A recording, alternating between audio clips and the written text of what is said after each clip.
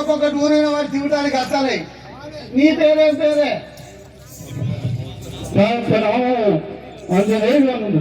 ఆంజనేయుడు. అవును.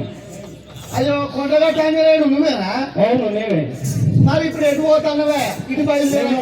మా మామగారు సుప్రీం వద్దకు వెళ్ళుచున్నవాడను. అతడు ఋషిముఖ పర్వతం పైన ఉన్నవాడు. నేను అతని వద్దకు వెళ్ళుచున్నవాడు. మీ మామ దగ్గర పోతున్నావా? అలాగే పోయినండి.